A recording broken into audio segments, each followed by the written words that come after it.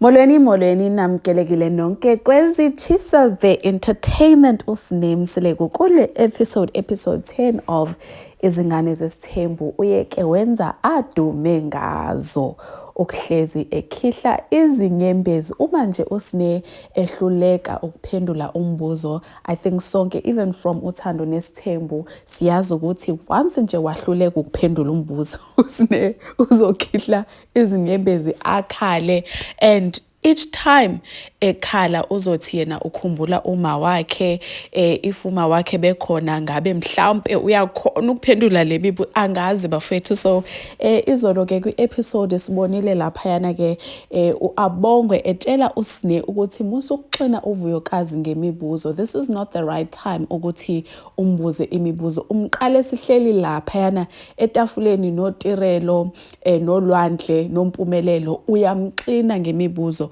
okumyeke okwamanje ungamxini ngemibuzo. Ake waqala usine guys wakhihla wathi mina ngiyamxina uVuyokazi, ngiyamxina uVuyokazi mina njalo mesi together ngihlezi ngimbuza because I care about uVuyokazi, but manje ngoba khona wena Abongwe njalo nje inhliziyo yami iphatheka kabi, uhlezi ungiphatha kabi, aliphela usuku singalwanga, aliphela usuku nje mina nawe singathathananga nje, uhlezi unjena. Even umngane kaSnake ungenelelile ebuza uAbongwe ukuthi why vele ungamrespect usine, why ungamnikezi indawo yakhe usine, baze bacasuka ke baduba bahambe bayolala endlini yabo. Ilana ke usine ufike wakhupha izindaba ezinkulu ezobhazabhaza guys, nami engisaba ukuzisho. Uthi nje usine, mina the reason as to why ama siblings ami ill-treater is because anginababa mina. Kufana nokuthi ubaba wami uyithoyisi ngoba ubaba akangithandi like ethanda ezinye izingane zakhe.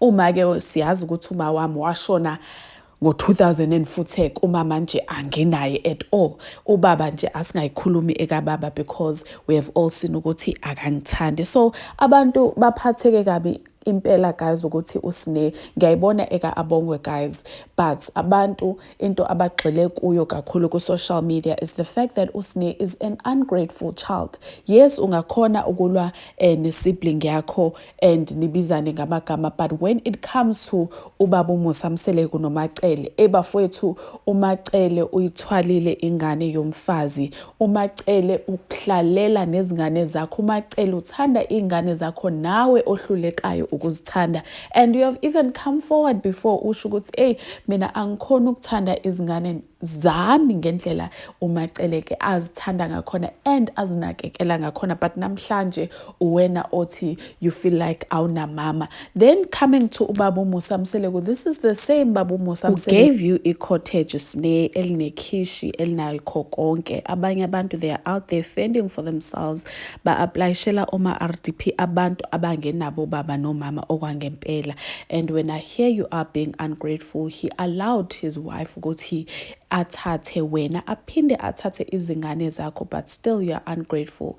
Ubaba who is doing your hair and nails without complaining, but namhlanje ke uthi akayena ubaba kwena uyithoyise. So abantu abaningi baphatheke kabuhlungu kakhulu, but usine is one entitled child. Khona ke abancane guys abathe you know what, le ndaba kaSnake kumele sibuke ngelinye iliso because usine sonke siyazi ukuthi wakhula enukubezekile ngokwecansi. So therefore sometimes in most cases even the smallest of fights will trigger le yanto that she went through. So therefore maybe ubaba uMusamseleko akamuse kwi-therapy, and even that guys I don't think usine would even go for herself kwi-therapy. Kumele athwalwe la emahlombe asiwe kuleyo therapy you guys. So yeah, these are the news of the hour. Your thoughts?